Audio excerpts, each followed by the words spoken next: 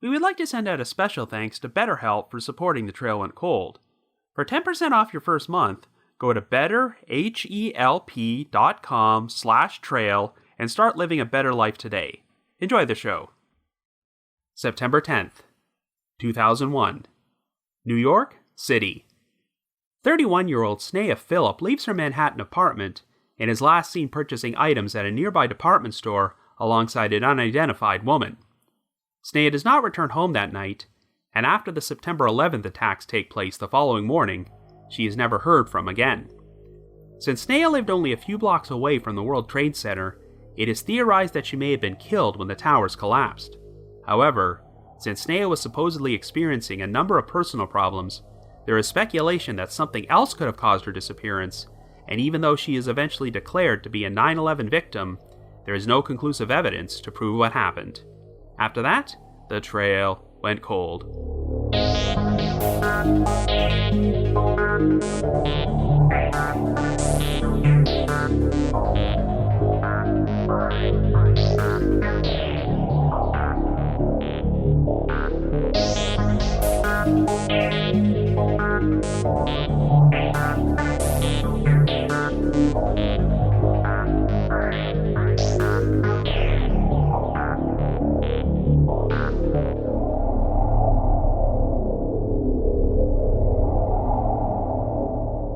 Hello everyone, and welcome to our latest episode of The Trail Went Cold. I'm your host Robin Warder, and today we're finally going to be doing an episode about one of my most highly requested mysteries, the 2001 disappearance of Sneha Philip. This is definitely one of the most unique missing persons cases of the modern era, because at the time of her disappearance, Sneha just happened to live only a few blocks away from the World Trade Center before it was destroyed by terrorists on the morning of September 11th, 2001. Since Sneha was a physician, the theory which has most often been pushed forward is that she may have gone to the site to offer medical assistance after the planes hit the Twin Towers, but was subsequently killed when the towers collapsed.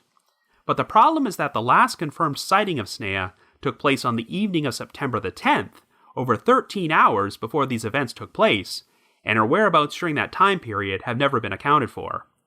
While an appeals court would officially declare Sneha to be a victim of the 9/11 attacks, there is technically no evidence that she was ever at ground zero. The issue is that Sneha appeared to have a rather tumultuous personal life at the time of her disappearance, and her husband and family have openly disputed some of the information which was uncovered about her during the police investigation. For this reason, this case has remained shrouded in controversy, and it's entirely possible that Sneha went missing for reasons that were completely unrelated to 9/11, and the actual truth about what happened to her wound up getting lost in the shuffle because of all the chaos taking place in New York at that time. It's been nearly 20 years since Sneha vanished, and there are still no conclusive answers, so we're going to explore all the different possibilities on today's episode. However, before we get started, just a quick reminder that The Trail Went Cold is a weekly podcast, which is currently available for download on several platforms, including Apple Podcasts, Stitcher, Google Podcasts, and Spotify. So if you like this podcast, be sure to subscribe to it, and please leave us a rating or review on any of those sites to help spread the word and garner us more exposure. The Trail Went Cold is on Patreon, so if you would like to learn how to support the show, please visit our page at patreon.com/thetrailwentcold. For as little as $1 a month, you can garner access to exclusive rewards, which may include stickers and thank you cards, early access to episodes, and bonus content. So with all that out of the way, let us now explore the unsolved disappearance of Sneha Philip.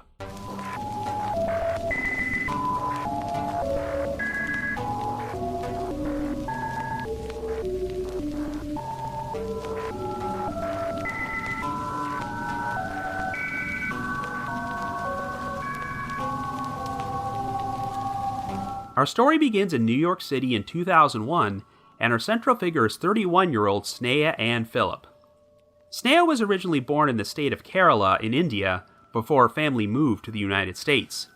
After graduating from Johns Hopkins University, Sneha decided to attend the Chicago School of Medicine, where she met the man who would become her future husband, Ron Lieberman. Following their graduation, the couple moved to New York City, where they both received internships, and they would get married in May of 2000. They soon moved into an apartment at 225 Rector Place in Battery Park City, an extension of Lower Manhattan located just 4 blocks away from the World Trade Center. By this point, Sneha is in the middle of a residency in internal medicine at St. Vincent's Hospital in Staten Island, while Ron is employed as an emergency room resident at the Jacobi Medical Center in the Bronx. On September the 10th, Sneha was in the midst of having a couple days off, so she would be alone at their apartment when Ron left for work at around 11:15 a.m. Sneha had said she was planning to spend most of the day cleaning the apartment, but sometime that afternoon, Sneha had an online chat with her mother on Instant Messenger that lasted 2 hours. The chat ended at around 4 p.m., but this would turn out to be the last time anyone from her family ever heard from her. After finishing his shift, Ron returned to the apartment sometime between 11 and 11:30 p.m. and discovered that Sneha was not there. Even though she did not call him or leave him a note to let him know where she was, Ron was not overly concerned, as Sneha often felt uncomfortable being alone for long periods of time, and if Ron was working late, she would sometimes spend the night with her brother John or her cousin, who both lived fairly close by. Ron went to bed, and when he woke up at 6:30 a.m. on the morning of September the 11th, Sneha had still not returned, but he still left as planned for his morning shift at the hospital. However, one of the biggest tragedies in the history of the United States would take place within the next few hours. As I'm sure you're well aware, a series of 4 coordinated terrorist attacks were launched by Al-Qaeda, and after American Airlines Flight 11 was hijacked by 5 terrorists, it was intentionally flown into the North Tower of the World Trade Center at 8:46 a.m. 16 minutes later, United Airlines Flight 175, which had also been hijacked by 5 terrorists, was deliberately crashed into the South Tower. Over the next hour and a half, both towers would collapse, and by the end of the day, nearly 3,000 lives were lost. Well, when Ron learned about the attacks during his shift at the Jacobi Medical Center, he became very concerned about Sneha.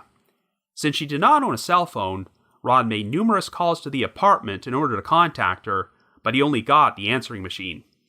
He eventually learned that Sneha had not spent the night with her brother or cousin, and that no one from her family had heard from her since the previous day. This prompted Ron to leave the hospital and hitch a ride in an ambulance to travel back to his apartment, and he was able to use his medical credentials to get past the security perimeter. However, due to the amount of chaos and gridlock, the trip took 6 hours, and by the time Ron arrived, the apartment building had been evacuated, so the front door was chained shut and the power was off. Ron wound up spending the night at a friend's place before he was able to return to his apartment the following day. Since the window had been left open, gray soot from the collapsed towers had accumulated inside. Ron and Sneha owned a pair of kittens who had left their footprints in the soot, but since Ron did not see any human footprints, that seemed to indicate that Sneha had not returned to the apartment after the attacks took place.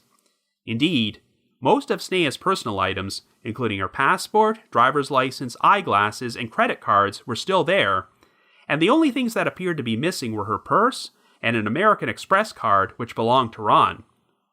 This prompted Ron to contact the New York City Police Department and file a missing persons report for Sneha, but the problem, of course, was that law enforcement was now dealing with thousands of missing persons reports because of the terrorist attacks, and were too overwhelmed to focus much attention on Sneha. Ron started circulating flyers with Sneha's photo throughout the city and attempted to share her story with the media. At one point, while frequenting the 9/11 Help Center, Ron arranged a TV interview with a reporter, but while prepping for it, he mentioned that Sneha had gone missing on September the 10th. Well, this prompted the reporter to call off the interview and inform Ron, quote, "We can't put you on, it will confuse our stories." Since Sneha had technically not disappeared on September the 11th, Ron had a hard time getting any reporters to pay attention to her case. At one point, Ron contacted Sneha's brother John and suggested he come down to the help center to speak with reporters, but advised him not to mention September the 10th. However, during an interview on WABC TV, John actually went so far as to claim that he had spoken to Sneha on the phone while she was at the World Trade Center after the planes hit the towers. Since she was a physician, Sneha told John that she needed to stay there in order to provide medical assistance before ending the call. This convinced the TV station to run Sneha's photo, but the problem is that John completely fabricated this story, and there were actually no witnesses or evidence to prove that Sneha had been anywhere near the World Trade Center on September the 11th. Since law enforcement was completely preoccupied with the fallout from the attacks, Ron would essentially have to perform his own search for Sneha, and he would also hire the services of a former FBI agent turned private investigator named Ken Gallant. A security camera from the lobby of the apartment building would confirm that Sneha left and spoke to an employee at around 5:15 p.m. on September the 10th. At the time, she was dressed in a brown short-sleeved dress and sandals and carrying a brown purse, and it would turn out that she dropped off some clothes at a nearby dry cleaner shortly after leaving. Since Sneha had apparently taken Ron's American Express card with her, he decided to call the company to see if any purchases had been made that day, and sure enough, the card had been used to make $550 worth of purchases at a Century 21 department store located just down the street from the World Trade Center.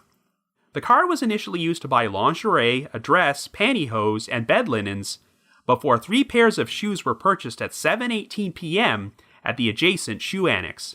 Ron was able to view the surveillance footage from the store's security cameras from September the 10th, and he managed to find footage of Sneha, which included her exiting the store while carrying 2 large shopping bags. However, none of the items that Sneha purchased were found at her apartment, and even though Ron kept his American Express account open in the event his credit card was used again, it never was. Another interesting development took place when Ron spoke to the sales clerk from the shoe department who had recognized Sneha from her missing persons flyer since she was a regular customer at the store. The clerk had rung up Sneha's final purchase and claimed that she was in the company of a young East Indian woman whom Sneha said was a friend of hers. The woman was described as having short black hair and being around 5'2" and between 115 and 120 pounds, but there were no security cameras in the shoe department to capture her. While most of the available surveillance footage of Sneha inside the store showed her shopping alone, the footage of Sneha walking out the exit seemed to show another woman next to her, though it was impossible to determine if they were walking together, and the image was not clear enough to get a good look at her. Sneha's family and friends were unable to think of anyone from her personal life who might have been this woman, and to this day, she has never been located or identified. Ron's private investigator, Ken Gallant, would also uncover another interesting piece of footage from the lobby of Sneha's apartment building on the morning of September the 11th. The security cameras captured a woman entering the building at 8:43 a.m. and waiting by the elevator for a few minutes before she left. Unfortunately, the poor contrast from the sunlight inside the lobby meant that the woman could only be shown in silhouette, so the footage was not clear enough for anyone to positively identify her as Sneha. However, the woman's hair and the dress she was wearing seemed to be consistent with Sneha's appearance the previous evening, and her family believed she exhibited similar mannerisms to Sneha. According to Ron, whenever Sneha stayed out all night, it was common practice for her to return to their apartment between 7 and 9 a.m. the following morning. The woman had entered the lobby only 3 minutes before American Airlines Flight 11 crashed into the North Tower, so if she heard the loud noise from inside, this may have been what compelled her to exit the building. Given that this was only a few blocks away from the World Trade Center, Sneha may have headed in that direction to see what was going on and offer medical assistance. But one issue which seemed to go against the idea of this woman being Sneha is that she was not carrying the 2 shopping bags worth of merchandise that Sneha had purchased at the department store the previous evening, and these items have never been accounted for. It would be a few years before the NYPD could perform their own investigation into the case, but they would look at Sneha's disappearance in a different light after learning about a number of personal problems she was experiencing. Prior to interning at St. Vincent's Hospital, Sneha had worked at the Cabrini Medical Center in Manhattan, but in the spring of 2001, she was informed that her contract would not be renewed, even though this was only the end of her second year in a 3-year residency. The official reasons were that Sneha had a history of being late for work, as well as alcohol-related issues, and shortly before her contract ended, an incident occurred when Sneha went out to a bar with some coworkers, which led to her spending a night in jail. She told police that another intern groped her and filed a sexual abuse charge against him. The case would be investigated by a prosecutor from the Manhattan District Attorney's Office, who came to the conclusion that Sneha had completely fabricated her claim. Even though the prosecutor told Sneha that there would be no legal action against her if she recanted her story, she refused to do so and was subsequently charged with the third-degree misdemeanor of falsely reporting an incident, which led to her spending another night in jail. In fact, on the morning of September the 10th, the same day she went missing, Sneha appeared in court to be formally arraigned and pleaded not guilty to the charge. According to the official police report, Ron accompanied Sneha to the hearing, and the couple got into a loud argument at the courthouse. In spite of receiving a new internship at St. Vincent's Hospital, Sneha was still reportedly having the same issues with alcohol and tardiness, and received a suspension for missing a meeting with a substance abuse counselor.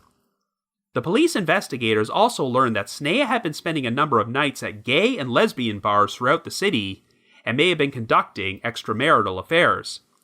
In fact, according to a police report, about a month before she went missing, Sneha's brother John had supposedly walked in on her having sex with his girlfriend. However, in an extensive article about the case published in New York Magazine in June of 2006, John completely denied this, as he claimed the whole story was fabricated and that he never even spoke to the detective who wrote the report. In that same article, Ron and other members of Sneha's family would also deny many of the allegations made against her by police, as Ron maintained that their so-called argument at the courthouse on September the 10th never even took place. He also claimed that the real reason Sneha was let go by the Cabrini Medical Center was because she had developed a reputation as a whistleblower for speaking out against racial and sexual bias against her.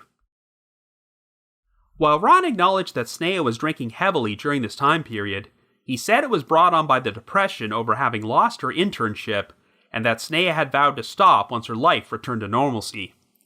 Ron also confirmed that Sneha did like to frequent gay and lesbian bars, but mainly because there was less of a chance of her getting hit on by men there.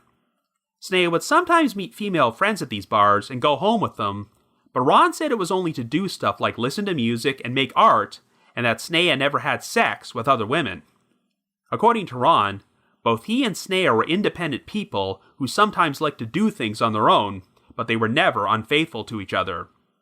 However, the alleged issues with Sneha's personal life made investigators consider the possibility that she might have used the 9/11 attacks as an opportunity to disappear voluntarily and start a new life. But a search of the hard drive on Sneha's computer turned up no evidence that she was planning to do this, and she left virtually everything behind. In the eyes of Sneha's loved ones, the most likely explanation was that she had gone to the World Trade Center following the attacks and was killed when the towers collapsed. While Sneha's name was initially placed on the honor roll of 9/11 victims, it would be removed in January of 2004 by New York City's Office of the Chief Medical Examiner.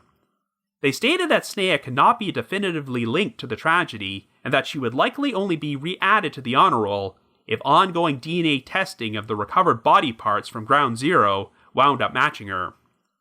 Ron petitioned the courts to have Sneha officially declared a 9/11 victim, but in June of 2006, a New York County Surrogates Court judge ruled that there was insufficient evidence to prove she had died in the attacks. He did have Sneha declared legally deceased, but the official date on her death certificate would be listed as September the 10th, 2004, since this was 3 years after she originally went missing.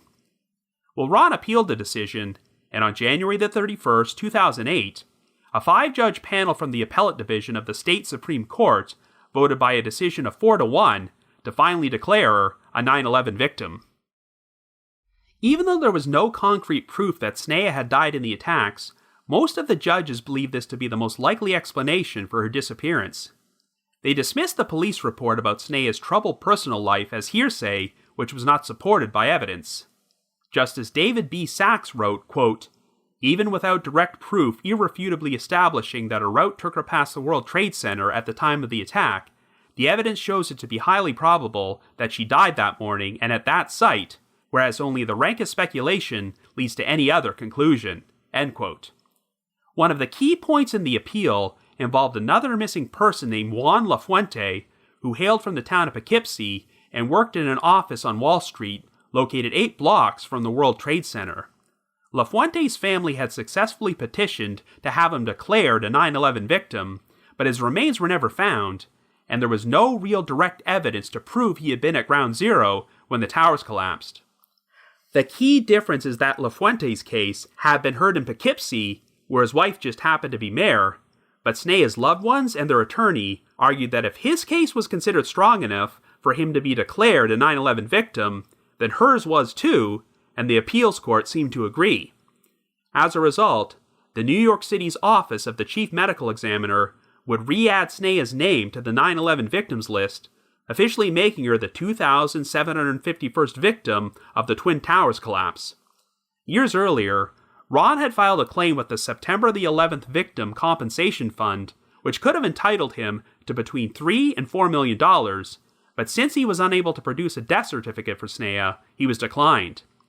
Since the fund closed in 2003, this new decision by the court would not allow Ron to earn money, but he claimed this did not matter, as he only wanted to receive closure and have his wife's reputation restored.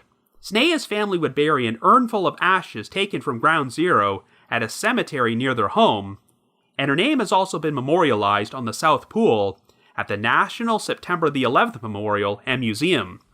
However, in spite of the court's ruling, there is still a lot of controversy about whether Sneha was really killed in the 9/11 attacks, so the actual circumstances of her disappearance remain shrouded in mystery.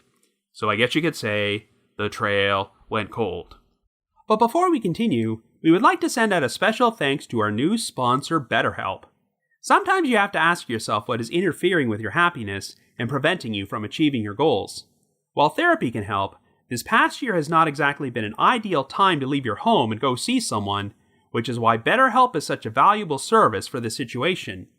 BetterHelp will assess your needs and match you with your own licensed professional therapist. You will then be connected in a safe and private online environment and can start communicating in under 48 hours. Since you don't have to go through the experience of venturing outside or sitting in an uncomfortable waiting room, it's very convenient. BetterHelp is available for clients worldwide and is more affordable than traditional offline counseling and can even provide you with financial aid. BetterHelp is also not a crisis self-help line, it's professional counseling, and you can speak with licensed counselors who specialize in such issues as depression, stress, anxiety, trauma, anger, grief, whatever you feel like talking about. So start living a happier life today. Get 10% off your first month at betterhelp.com/trail. Join over 1 million people who have taken charge of their mental health. That's betterhelp.com/trail for 10% off your first month. Thanks, BetterHelp. Enjoy the rest of the episode.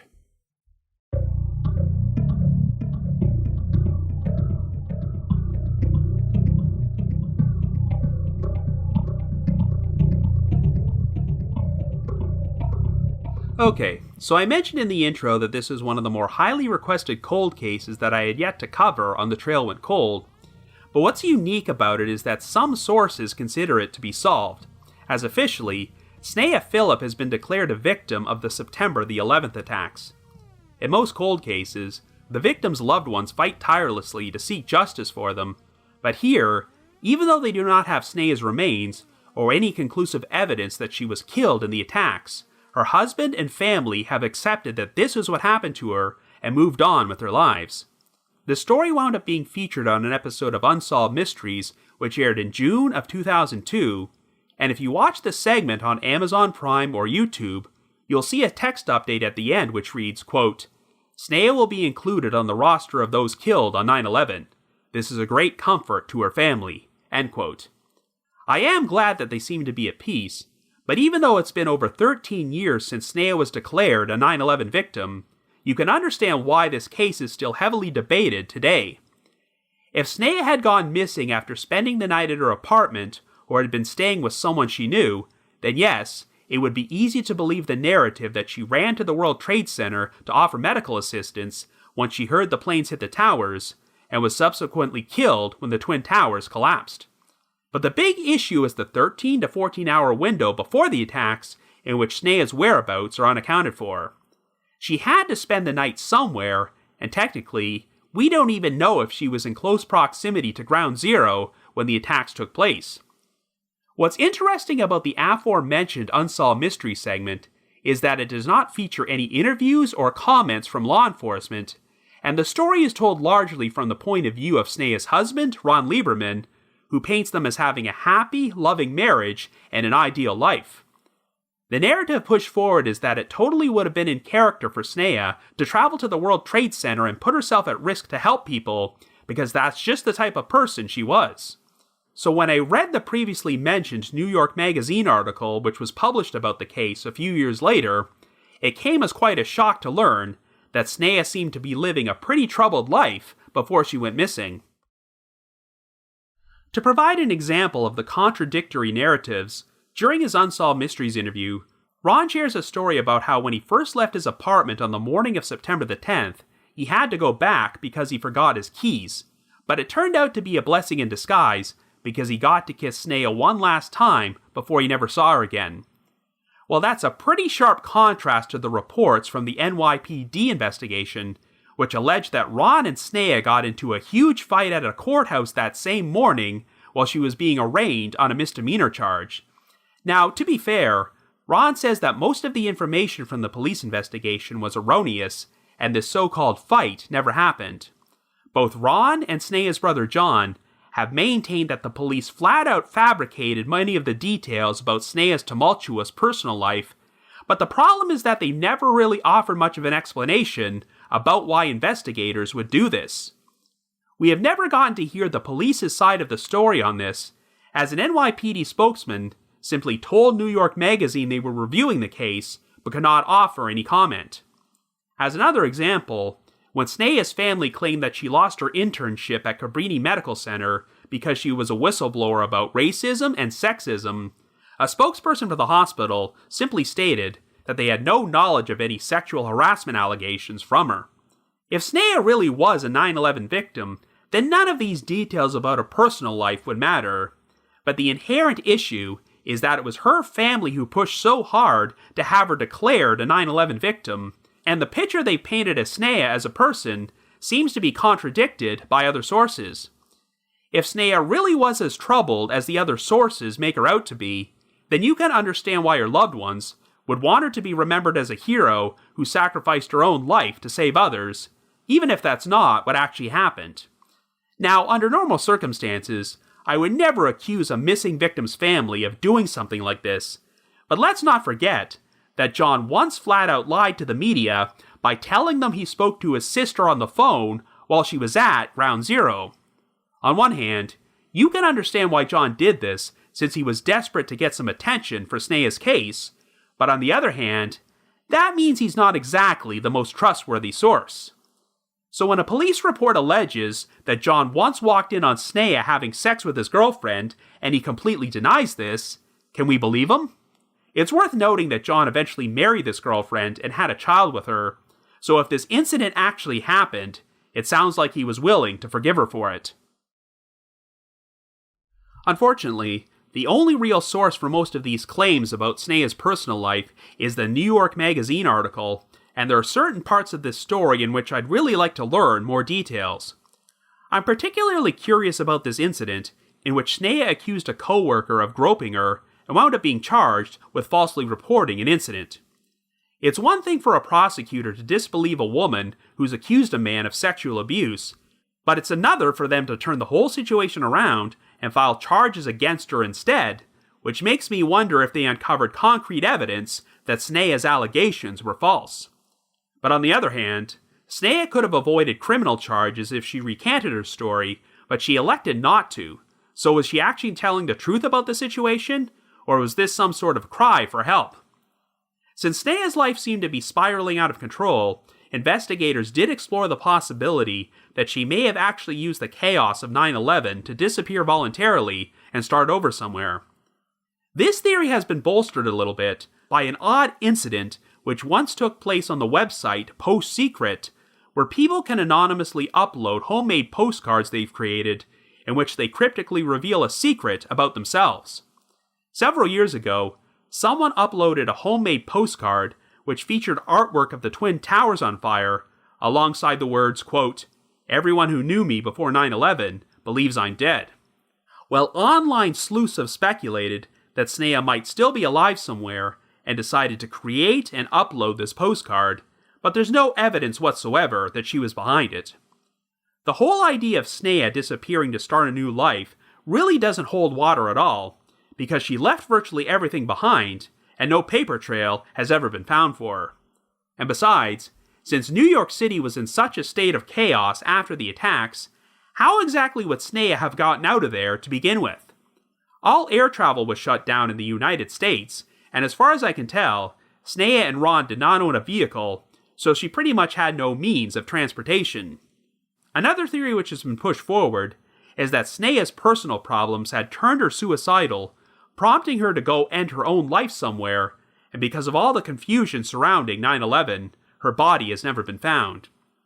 But one of the biggest issues with that scenario is that Sneha went shopping and purchased $550 worth of items right before she disappeared, and these definitely do not seem like the actions of someone planning to end it all. Of course, the other alternate explanation is that Sneha could have been murdered by an unknown party sometime on the evening of September the 10th or the early morning hours of September the 11th before disposing of her body. A year and a half ago, you might recall that I released an episode about the disappearance of Michelle Harris, who lived about 200 miles away from New York City, outside a small town in Tioga County, and happened to go missing on the evening of September the 11th, 2001. To this day, Michelle's body has never been found, and even though her estranged husband Cal Harris would be charged and convicted of her murder multiple times, his convictions would be overturned until he was finally acquitted at his fourth trial in 2016. Cal's guilt or innocence remains heavily debated, but those who believe he was guilty have theorized that he may have intentionally chosen September the 11th as the date to get rid of his wife, because he figured law enforcement would be too busy dealing with the fallout from the attacks to give her disappearance their full attention. There's also an unsolved cold case which occurred in New York City on the evening of September the 11th, when a 46-year-old Polish immigrant named Henryk Siwiak was shot to death in Brooklyn's Bedford-Stuyvesant neighborhood. To this day, no suspects or motive have been found for Siwiak's murder, but as you can probably imagine, the NYPD was so overwhelmed at that time that they were unable to devote many resources to an investigation. You previously heard me mention the story of a man named Juan Lafuente, who also went missing on September the 11th and was declared a 9/11 victim, even though there was no direct evidence placing him at ground zero. Well, another missing person whose disappearance is shrouded with controversy is Fernando Jimenez Molinar, an undocumented Mexican immigrant who was last heard from when he spoke with his mother on the phone on September the 8th. At the time, Molinar had recently gotten a new job as a delivery person at a pizzeria on Murray Street near the World Trade Center, but on the evening of September the 11th, his mother received a phone call from someone claiming to be Molinar's roommate, who said he did not come home from work that night and he has never been heard from again. For this reason, Molinar's family believes he might have been at ground zero and was killed when the Twin Towers collapsed, but since he was undocumented, and there was no evidence placing him in the area that day, all their attempts to get him officially classified as a 9/11 victim have been denied. Theoretically, if someone murdered Molinar prior to the attacks and got rid of his body, no one would have known the difference. So could the same logic apply to Sneha's disappearance? Obviously, if she was a victim of foul play, then whoever was responsible would not have known about the 9/11 attacks beforehand, but they might have considered themselves incredibly lucky that one of the most famous world-changing events of all time was about to take place, which meant their particular crime would be lost in the shuffle. Given that her husband Ron pushed harder than anyone for Sneha to be declared a 9/11 victim, you might be inclined to think that perhaps he was responsible for her disappearance, but Ron was officially cleared as a suspect by the police. Given that Ron hired his own private investigator and worked so hard to spread the word about his wife's case, there's really no reason to believe he was involved. It also sounds like Ron's whereabouts are very well accounted for during this time period, aside from the window of time between when he returned home after 11 p.m. on the evening of September the 10th and returned to his hospital for an 8 a.m. meeting on September the 11th. Yes, theoretically, Ron could have killed Sneha during that time period, but I think it's a stretch to believe he would have been able to remove her body from their apartment and dispose of it in Lower Manhattan and then show up at work again the following morning as if nothing was wrong.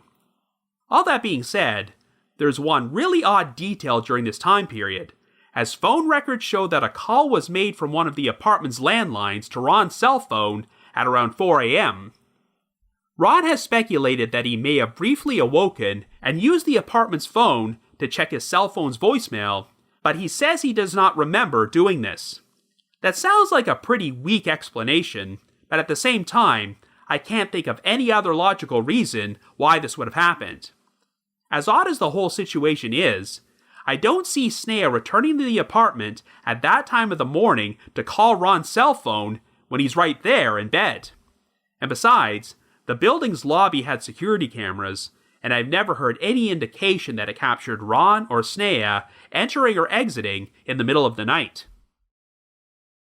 So while we're on the subject of these security cameras, we have to talk about the surveillance footage of the woman entering the building at 8:43 a.m. on the morning of September the 11th and exiting a few minutes later. Looking at the timeline, this would have been right before the first plane crashed into the North Tower, so regardless of whether or not this woman was Sneha, you can understand why she might have felt compelled to leave the building before getting on the elevator, as I'm sure she probably heard a loud noise from outside and wanted to go see what it was. As far as Ron and Sneha's family are concerned, this is the strongest evidence that she headed towards the World Trade Center to offer medical assistance once she realized what was happening. Whenever Sneha spent the night elsewhere, it was apparently common practice for her to return to her apartment around this time of the morning, but as far as I can tell, this footage from the lobby has never been released publicly. Ron acknowledged that the footage wasn't clear enough to positively identify the woman as being Sneha, but without having seen it, I really can't judge the likelihood of it being her. However, the biggest thing which points towards this woman not being Sneha is that she was not carrying the 2 shopping bags of items she purchased at the Century 21 department store, even though the store's security camera showed her carrying them when she left there the previous evening. I mean, theoretically, if she spent the night at another location, Sneha could have left the items there, or perhaps she was buying them for another person, but we're talking about $550 worth of merchandise, including 3 pairs of shoes. Ron said that these seemed like the type of items Sneha would have bought for herself, and if you're spending a lot of money to buy things for a secret lover, I don't think you'd want to use your husband's credit card. It seems like the key to this entire mystery might be the unidentified Indian woman who was seen with Sneha by the clerk in the shoe department when she made her purchases. Now, most of the available surveillance footage of Sneha in the store showed her shopping alone, so we really only have the word of the clerk that Sneha introduced this other woman as her friend. I know that the Unsolved Mystery segment actually showed the footage of Sneha exiting the store with the shopping bags and said there appeared to be a woman walking next to her, though it's impossible to determine if they were together or if they just happened to be leaving at the same time. Quite frankly, this footage is shot from such a long distance away, and it's not very clear. To me, it just looks like a group of random people exiting the store, and I'm not even sure how they were able to conclusively determine that one of them was Sneha, or that the person next to her was a woman. But the sighting of Sneha with this unidentified woman takes on greater significance amidst the allegations that she had been frequenting gay and lesbian bars and had supposedly been caught having sex with her brother's girlfriend. The fact that Sneha was going to these bars certainly doesn't mean she was bisexual, as a lot of straight people will hang out at gay and lesbian bars for fun, without any intention of ever picking anyone up there. However, it does seem odd that Ron acknowledged that Sneha sometimes went home with other women she met at these bars, but is absolutely certain she never cheated on him. In the aforementioned New York Magazine article, Ron cited an incident where Sneha stayed out all night and returned the next morning covered in paint because she had gone home with a female artist she had met in a bar, and they spent the night making art before they fell asleep. Ron stated, quote, "These allegations of her being bisexual are ridiculous. Because we don't live a conservative lifestyle doesn't mean that anything abnormal is going on. I'm a musician. I've been going out to bars and clubs my whole life. It doesn't mean these things are dangerous activities." End quote. Well, regardless of whether the woman from the department store was engaged in a secret affair with Sneha or they were just friends, it's not unreasonable to assume that Sneha might have spent the night with her. But no one from Sneha's personal life seems to have any idea who this woman might be, and even after this case generated publicity on national television, she has never come forward. Of course, it's also possible that if they were engaged in an affair, this woman could have had many reasons for not wanting to admit to it, which is why she has remained silent. But another potential explanation is that she also could have been killed in the 9/11 attacks, and no one has ever put two and two together. Theoretically, if Sneha and this woman had decided to spend the night at a hotel located near the World Trade Center, either or both of them could have been killed when the towers collapsed the following morning. During the Unsolved Mysteries segment, Ron specifically mentioned the Millennium Hilton Hotel, as it sounds like Sneha liked to frequent their bar, and it sounds like she might have gone there for a drink after she went shopping. This hotel was located across the street from the World Trade Center, but it closed down after suffering extensive damage from the 9/11 attacks and did not reopen until May of 2003. When the attacks happened, the hotel was evacuated so quickly that none of the staff or guests were killed inside the building, but it's been reported that at least 12 guests went across the street towards the Twin Towers and never returned. Another possibility is that Sneha could have spent the night at the Marriott World Trade Center Hotel, which was destroyed beyond repair when the towers collapsed. It's estimated that between 40 and 50 people were killed inside the hotel, and while the majority of the victims were firefighters who were attempting to evacuate the building, 11 out of the 940 registered guests were unaccounted for. Of course, if Sneha spent the night at one of these hotels with a companion, they could have rented the room under the other person's name, so Sneha not being registered as a guest does not necessarily mean she was not there. But if Sneha took the 2 shopping bags with her department store purchases to a hotel, they could have been left behind or destroyed, which would explain why they've never been found. Curiously enough, when Sneha was officially declared a 9/11 victim in 2008, most of the news articles stated that Sneha may have attended a party being held by the city's South Asian community in a hotel next to the Twin Towers on the evening of September the 10th, but no specific details have ever been provided about this party. But if Sneha did attend this party, it's certainly possible she could have spent the night at the hotel rather than returning home. It's also been reported that shortly before her disappearance, Sneha had told her mother that she was planning to visit the Windows of the World restaurant at some point because a relative of hers was planning to hold her wedding reception there the following spring. Of course, this restaurant was located on the 107th floor of the World Trade Center's North Tower, and it was completely destroyed when the tower collapsed, taking the lives of an estimated 160 to 170 people. If Sneha had stayed out all night and decided to visit the restaurant for breakfast on the morning of September the 11th, then this definitely would provide an explanation for why no trace of her has ever been found. But I'm not sure if Sneha would have been able to access this place, as Windows of the World was hosting a business conference that morning. Sources say that the conference was taking place on the 106th floor, but the restaurant on the 107th floor was open for regular breakfast patrons. However, I've also read that this restaurant was only accessible for World Trade Center employees who had a valid identification, which, if true, would rule out the possibility of Sneha being there that morning. But while Sneha's loved ones have pushed forward the narrative that she was in the lobby of her apartment building when the first plane hit the towers and she headed towards Ground Zero to help, I think this scenario is more plausible if Sneha was already there when the attacks happened. For example, if she was evacuated from one of the hotels and saw all the chaos taking place around her, then I could see her remaining in the area to provide medical assistance before the towers collapsed and killed her. However, if you acknowledge that Sneha spent the night at a hotel, then you also have to acknowledge that she may have been there conducting a secret affair. Of course, that would not make her sacrifice any less heroic, but I can understand why her family might want to steer clear of that narrative and protect her reputation.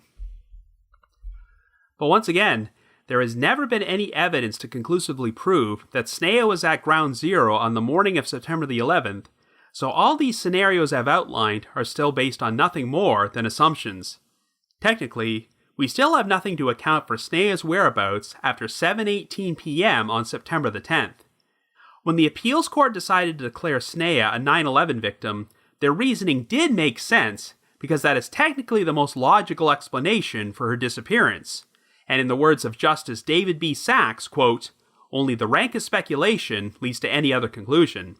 Indeed, I certainly do not believe that Sneha ran away to start a new life, and while the idea of her being murdered by an unknown party before the attacks took place cannot be completely ruled out, it does seem like a long shot, and there's no direct evidence to support that conclusion either.